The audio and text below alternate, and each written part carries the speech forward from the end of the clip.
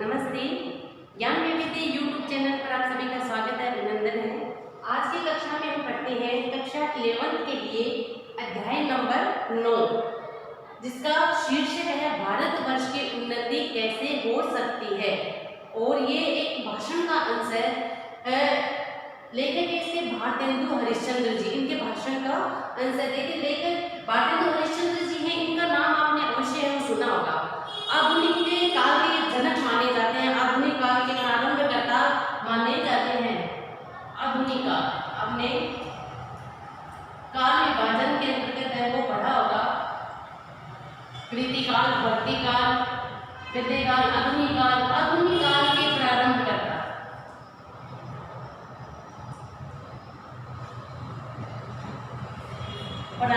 भारतेंदु हरिश्चंद्र जी और भारतीय नव जागरण के अग्रदूत के रूप में इनकी पहचान है। और हिंदी साहित्य जगत में बने हुए भारतीय नव जागरण के अग्रदूत के रूप में भी इनको जाना जाता है। इनका जीवन परिचय है वो हम जान लेते हैं। इनका जन्म है वो 9 सितंबर 1850 को काशी में एक विश्व परिवार में इनका जन्म होता है। इनके जो पिता थे, इनके पिता गोपाल चंद्र, जो क्या थे, एक बहुत प्रसिद्ध कवि थे। काव्य लेखन ये करते थे। एक बहुत प्रसिद्ध ये कवि के रूप में है वो जाने माने जाते हैं। और इन्होंने गिरधर दास उपनाम, गिरधर दास उपनाम, गिरधर दास उपनाम से ये काव्य रचना करते थे। इनके जो पिता थे एक कवि थे और गिरधर दास उपनाम से काव्य रचना करते थे। गोपाल चंद्र जी इनके पिता करते थे। अब देखिए, जब ये छोटी उम्र में ही इनकी माता और पिता है इनका देहांत हो जाता है, तो जीवन बड़ा ही संघर्ष में रहता है। भारतेंदु हरिश्चंद्र जी है, इनका व्यक्तित्व देश प्रेम और क्रांति चेतना से समृद्ध था। किशोर वय में इन्होंने स्वदेश की दुर्दशा का त्रासद अनुभव कर लिया था। यानी किशोर अवस्था जब आई थी तो इन्होंने देश की जो दुर्दशा थी उस दुर्दशा को इन्होंने अनुभव कर लिया था। उस देश की दुर्दशा का जो त्रास थी, जो पीड़ा थी, उसे इन्होंने किशोर अवस्था में यह अनुभव कर लिया था। भारतेंदु हरिश्चंद्र पुनर्जागरण की चेतना के अप्रतिम नायक थे। पुनर्जागरण इसीलिए तो नव जागरण के अग्रदूत के रूप में इनको जाना जाता है। बंगाल के प्रख्यात मनीषी और पुनर्जागरण के विशिष्ट नायक ईश्वरचंद्र विद्यासागर, इनसे इनका गहरा संबंध था। बहुत अच्छा संबंध था इनका, अंतरंग संबंध था। बंधन मुक्ति की चेतना और आधुनिकता की रोशनी में हिंदी क्षेत्र को आलोकित करने के लिए उनका मानस व्याकुल रहता था। अपनी अभिप्सा को मूर्त रूप देने के लिए, यानी अपनी इच्छा को उन्होंने मूर्त रूप देने के लिए उन्होंने समान धर्मा रचनाकारों को रचना किए ये प्रोत्साहित किया। तदीय समाज की स्थापना की और साथ में कई पत्र पत्रिकाएं का संपादन भी इन्होंने कई पत्र पत्रिकाएं भी प्रकाशित की, ताकि जो विविध लेखक है, विविध कवि है, वो अपनी रचनाओं का प्रचार प्रसार है उन्हें पत्र पत्रिकाओं के माध्यम से कर सके। विविध विधाओं में साहित्य रचना भी इन्होंने की। इन्होंने कवि वचन सुधा नामक एक पत्रिका निकाली। कवि वचन सुधा आपने नाम सुना होगा जरूर। कवि वचन सुधा पत्रिका प्रकाशित की और इस पत्रिका के माध्यम से उन्होंने लेखक है, कवि है, उनको आमंत्रित किया अपनी रचनाओं को सामने लाने के लिए, प्रकट करने के लिए इन्होंने आमंत्रित किया। विविध विधाओं में साहित्य रचना भी की और उन्होंने कवि वचन सुधा नामक पत्रिका निकाली तथा हरिश्चंद्र मैगजीन का संपादन किया। हरिश्चंद्र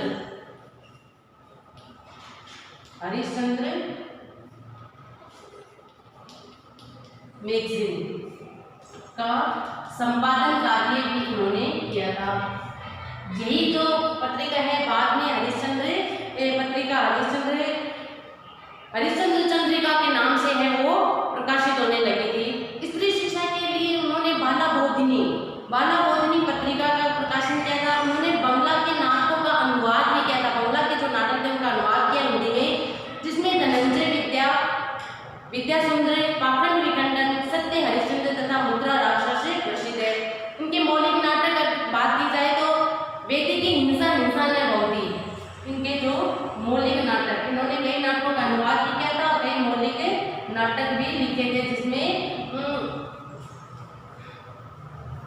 किसी की हिंसा न भोगी। कई बंगला जो नाटक है उनका अनुवाद भी किया, मौलिक नाटक भी लिखे। श्री चंद्रावली,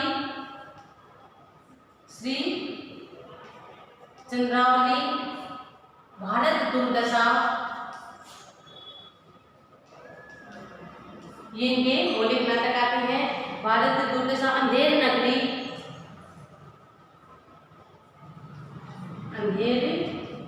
नगरी और नील देवी, ये इनके मौलिक नाटक है। वैसे भारतेंदु हरिश्चंद्र जी का जो विस्तृत वर्णन है मैंने आधुनिक काल का वीडियो भी बनाया हुआ है, आप भी इसे यूट्यूब चैनल पर जाकर उसे भी देख सकते हैं। उसमें मैंने इनका विस्तार से वर्णन है, इनके जो मौलिक नाटक है उनका भी सारा वर्णन लिखा है, इनके जो अनुवादित नाटक है उनको भी बताया गया, तो उस पर भी जाकर आप देख सकते हैं। तो इन्होंने मौलिक नाटक इनके बेटी की हिंसा में भौगी, श्री चंद्रावली, भारत दुर्दशा, अंधेर नगरी, नील देवी, ये इनके मौलिक नाटक है। भारतेंदु हरिश्चंद्र की धारणा के मुताबिक सन 1873 में हिंदी नई चाल में डली। हिंदी है, अब देखिए उन्होंने बहुत प्रयास किया था, हिंदी गद्य के लिए बहुत प्रयास किया था इन्होंने। तो इनके अनुसार 1873 में जो हिंदी है वो एक नई चाल में डलती है। यह चाल शिल्प और संवेदना की दृष्टि से सर्वथा नवीन थी। इसमें क्या विशेषता थी? इसमें शिल्प की दृष्टि से, संवेदना की दृष्टि से एक नयापन देखने को मिलता था। खड़ी बोली गद्य में हिंदी की यात्रा जातीय संवेदना से अनुप्राणित होकर शुरू हुई थी। खड़ी बोली गद्य का विकास कहते हैं, तो इसमें हिंदी की जो यात्रा थी जातीय संवेदना और से अनुप्राणित होकर शुरू हुई थी, जिसे भारतेंदु हरिश्चंद्र जी ने उसके समकालीन रचनाकारों ने अपनी साधना से अपेक्षित गति प्रदान की थी। हिंदी नाटक और निबंध की परंपरा, हिंदी देखिए नाटक और निबंध लिखने की जो परंपरा है वो भारतेंदु जी से ही शुरू होती है। भारतेंदु हरिश्चंद्र जी का प्रभाव उनके समकालीनों पर स्पष्ट रूप से दिखाई देता है। आधुनिक हिंदी गद्य के विकास में भी, जैसे आधुनिक काल में भी मैंने बताया, आधुनिक हिंदी गद्य के विकास में भी आपका उल्लेखनीय योगदान है वो देखने को मिलता है। इन्होंने अपने समकालीन जो लेखक थे उनका नेतृत्व भी किया और उन्हें रचनाएं रचने के लिए प्रेरणा भी प्रदान की। अपनी रचनाओं के माध्यम से प्रेरणा दी, अपने पत्र पत्रिकाएं उन्होंने निकाली थी, इसके माध्यम से उनको प्रेरित है वो किया था। साथ में प्रवर्ती लेखों के लिए एक पथ प्रदर्शक का कार्य भी किया था। यहाँ पाठ्य पुस्तक के लिए उनका बलिया के ददरी मेले में किया गया व्याख्यान है वो चुना गया है।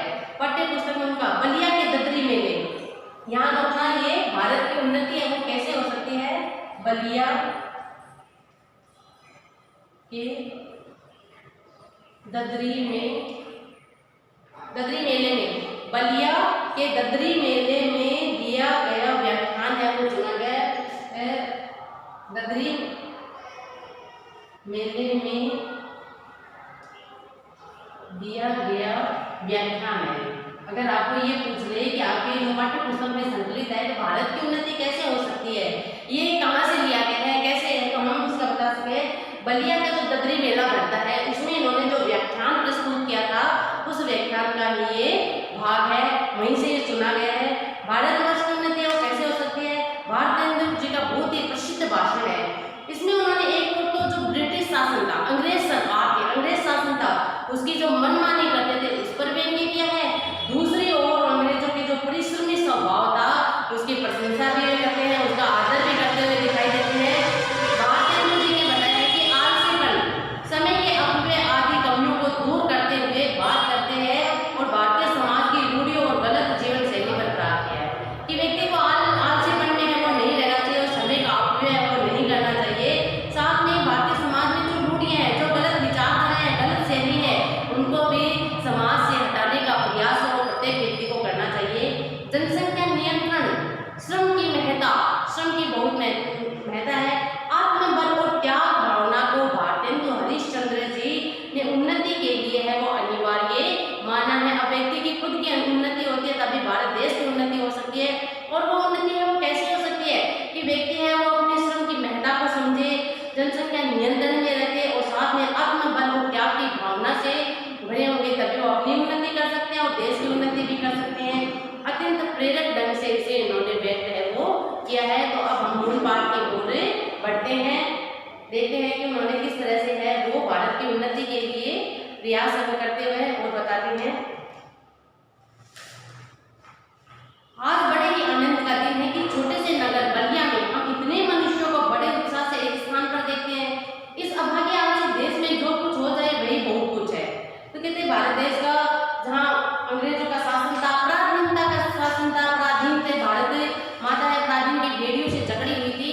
तो कहते हैं इस देश में अगर थोड़ा बहुत भी कुछ हो जाता है तो बहुत कुछ था। उस समय की बात करते हैं भारतीय हरिश्चंद्र जी, ये बड़े आनंद का विषय। छोटा सा ये जो नगर है बलिया, यहाँ इतने सारे मनुष्यों को ददरी मेले में इकट्ठा हुआ देखकर बड़ा खुश होते हैं और कहते हैं अभागा जो अभागा आलसी देश, यानी कि यहाँ के लोग वो आलसी हैं, अपने कर्म के लिए है वो आगे नहीं बढ़ते हैं। तो आलसी देश में अगर थोड़ा कुछ भी हो जाए तो बहुत कुछ है। ये बनारस में ऐसे बड़े बड़े नगर में जब कुछ नहीं होता तो यह हम क्यों नहीं कहेंगे कि बलिया में जो कुछ हमने देखा वो बहुत ही प्रशंसा की होगी। क्योंकि बनारस जैसे बड़े नगर में अगर कुछ नहीं होता है और बलिया जैसे छोटे से नगर में कुछ हो जाता है तो वो तो बड़ी बड़ी बात है, उसे हम बड़ा क्यों नहीं कहेंगे, उसकी प्रशंसा हम क्यों नहीं करेंगे।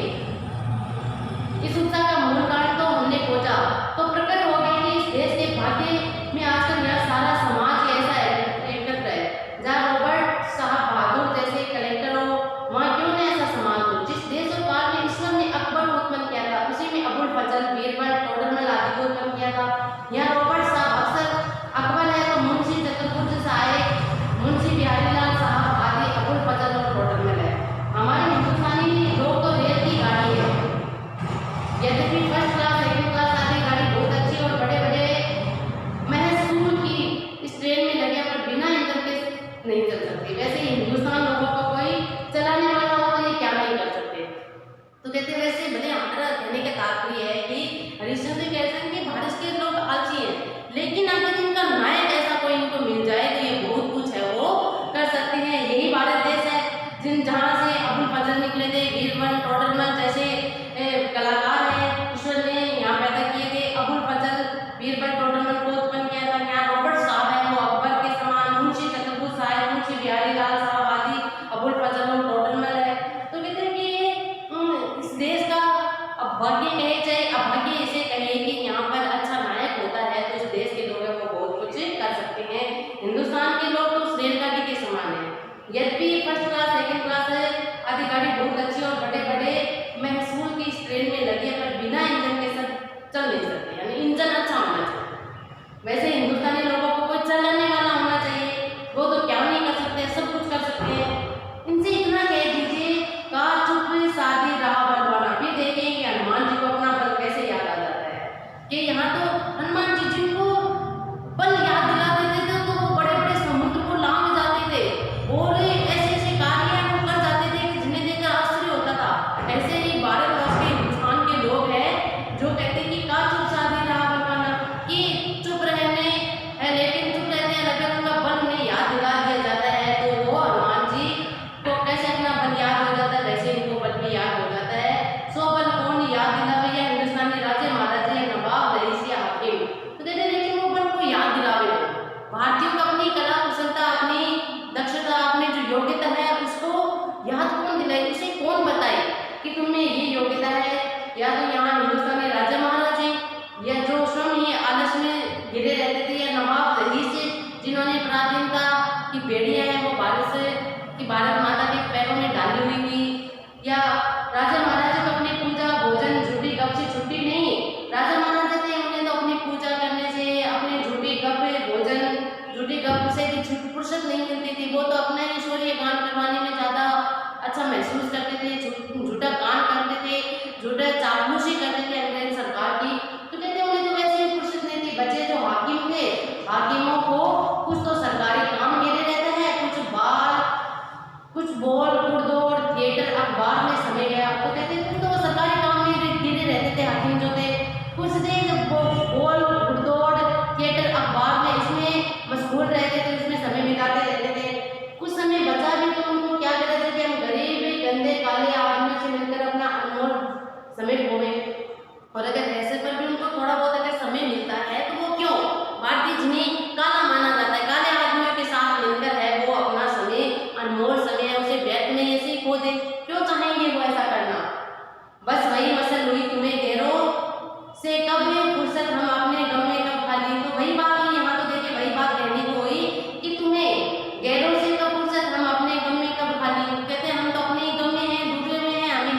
लेना देना, चलो बस हो चुका मिलना, न हम खाली न तुम खाली, तो कहते कि बस हो चुका मामला बराबर का, न तुम खाली न हम खाली, न तुम्हें फुर्सत है न हमें फुर्सत है एक दूसरे के दुखों को जानने का, एक दूसरे के सुखों को महसूस करने का समय नहीं है। 3 मेंढक एक के ऊपर एक बैठे थे, ऊपर वाले ने कहा जोर छोड़, बीच वाला बोला घूम सुन, सबने नीचे वाला पुकारा गए हम। जो हिंदुस्तान के साधन प्रजा की भी यही दशा है, नए हम गए हम कि वो अंग्रेज शासन थी उसकी चापलूसी करती थी, अपने महत्व उन्हें पता नहीं था, आलस्य में घिरे रहते थे, तो कहते कि उनका तो यही कहते थे कि हम तो गए, अब हमारा कुछ नहीं हो सकता, इस देश का कुछ नहीं हो सकता। पहले भी जब आर्य लोग हिंदुस्तान में आकर बसे थे, राजा और ब्राह्मणों के ही जिम्मे ये काम था कि देश में नाना प्रकार की विद्या और नीति फैलावे, और अब भी ये लोग चाहे तो हिंदुस्तान प्रतिदिन कौन के प्रति छिन्न बढ़े, पर इन्हीं लोगों को सारे संसार के निकम्मेपन ने घेर रखा है। अगर हम थोड़ा अतीत में जाते हैं, थोड़ा पीछे जाते हैं, तो आर्य लोग जो थे हिंदुस्तान में आकर बसे थे, आर्य सभ्यता यहाँ आई थी, आर्य जाति के लोग थे हिंदुस्तान में आए थे, और राजा और ब्राह्मणों के जिम्मे यह काम था कि नाना प्रकार की विद्या और नीति नियम है वो लोगों को सिखाए, लेकिन उन्हें लोग चाहे तो हिंदुस्तान प्रतिदिन कौन कहे प्रतिचिन्ह बढ़े, पर इन्हीं लोगों को सारे संसार के निकम्मेपन ने घेर रखा था, जिनके जिम्मे संसार की जो विद्या थी नीति नियम थे, इन लोगों को ये सारे संसार का जो आलसीपन था निकम्मापन था इनको घेर रखा था। हमने समझते कि वो लाल भी क्यों नहीं आती थी उस समय जब इनके पुरुषों के पास कोई भी सम्मान नहीं था, तो उन लोगों ने जंगल के पत्ते और मिट्टी की कुटियों में बैठकर बांस की नलियों से जो तारा ग्रह आदि वेद करके उसकी गति लिखी है। वह ऐसी ठीक है कि 16 लाख रुपए की लागत की विलायत में जो दूरबीनें बनी है उनसे हम ग्रह को वेद करने में भी वही गति ठीक आती है। और जब आज हम इस काल में हम लोगों को अंग्रेजी विद्या की ओर जो जगत की उन्नति की कृपा के लाखों पुस्तकें हजारों यंत्र तैयार है, देखिए कैसे बताते हैं, समझने का प्रयास करें आप कि हम यह नहीं समझते कि इनको लाज क्यों नहीं आती, यानी कि भारत में रहने वाले भारतीयों को है वो लज्जा क्यों नहीं आती है कि लोगों ने अपने पूर्वजों को देखकर अपने अतीत को देखकर उन्हें सीखना चाहिए कि किस प्रकार से लोगों ने जंगल के पत्ते और मिट्टी की कुटियों में बैठकर, जंगल के पत्तों पर और मिट्टी की कुटियां बनाई जाती थी, उन पर बैठकर है वो बांस की नलियों से जो तारा ग्रह, बांस की नली जो होती थी जिसमें से आर पार देखा जा सकता था, उससे तारा ग्रह आदि भेद करके उसकी गति लिख डाली। ऐसे कोई अभी आधुनिकता में हम देखते हैं कि यंत्र है, मशीनें हैं, दूरबीनें हैं जिनसे हम दूर दूर तक देख सकते हैं। उस समय कौन सी दूरबीन थी, कौन सी ऐसी मशीनें थी, कौन सी ऐसे यंत्र थे कि जिनसे हम ग्रह नक्षत्र है उनकी गति को देख सकते हैं। फिर भी यहाँ ऐसे विद्वान लोग हुए हैं कि जिन्होंने कुटिया पर बैठकर घास फूस की कुटिया में बैठकर जो बांस की नली थी उसके द्वारा तारा ग्रह आदि वेद करके उसकी गति को लिख डाला था। और ऐसी ठीक है 16 लाख रुपए की लागत, और कहते उससे तो ठीक है, जो 16 लाख रुपए की लागत करके दूरबीन है, जो विलायती दूरबीन है वो बनाई जाती है, उससे तो कहीं अच्छी है, उन घरों को वेद करने में भी वही गति ठीक आती है। और कहते हैं कि हमारी जो बांस से बनी नली थी इससे भी ग्रह की चाल है गति देखी जाती थी, तो वो भी बिल्कुल ठीक आती थी।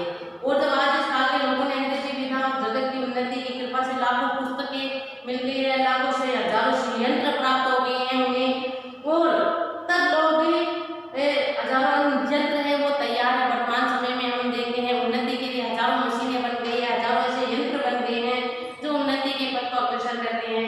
तब हम लोग भी नीली चुंगी की कतवार फेंकने की गाड़ी बन रही है, नीली चुंगी की कतवार फेंकने की गाड़ी बन रही है, अर्थात म्युनिसिपैलिटी उसका कचरा फेंकने की गाड़ी मात्र बनकर रह गई है।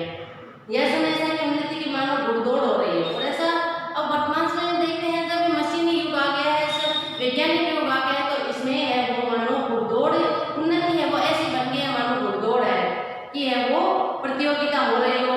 अमेरिकन है, अंग्रेज है, फ्रांसीसी आदि तुर्की ताजी सब सरपट दौड़े जाते हैं।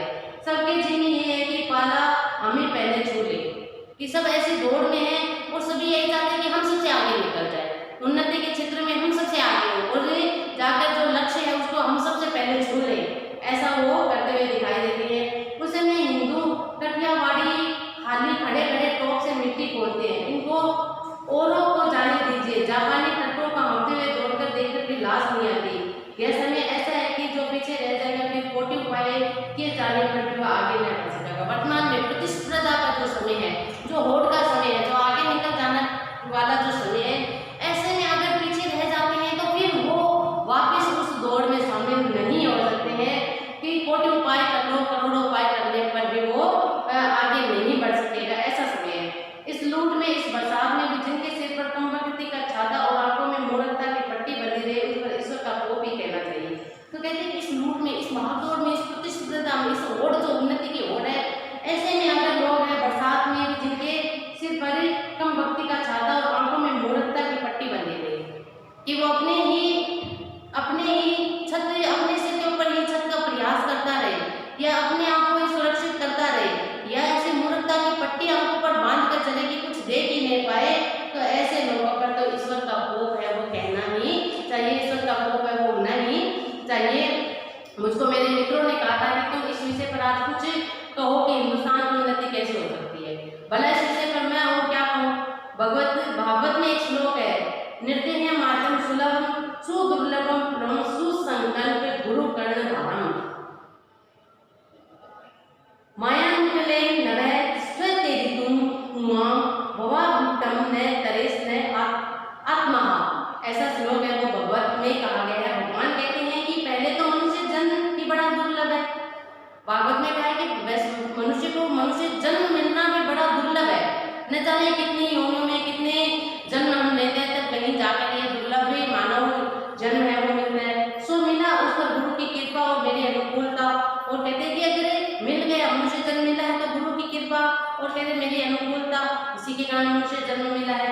इतना सम्मान पाकर जो मनुष्य संसार सागर को पार नहीं जाए वो कहते हैं कि भगवान की कृपा मिलती है, गुरु का आशीर्वाद मिलता है। इस सब पर भी मिलने पर भी इतना सम्मान पाकर भी मनुष्य अगर इस संसार सागर को पार न कर पाए, न जाए, उसको आत्महत्यारा कहना चाहिए। कि इस मनुष्य आया संसार में, मनुष्य जन्म मिला और कुछ करते नहीं जाए, मोक्ष प्राप्ति के मार्ग पर न चले, तो उसे तो ऐसा माना कि जैसे उसकी मृत्यु है, उसकी मृत्यु नहीं बल्कि आत्महत्या है। वही दशा इस समय हिंदुस्तान की है।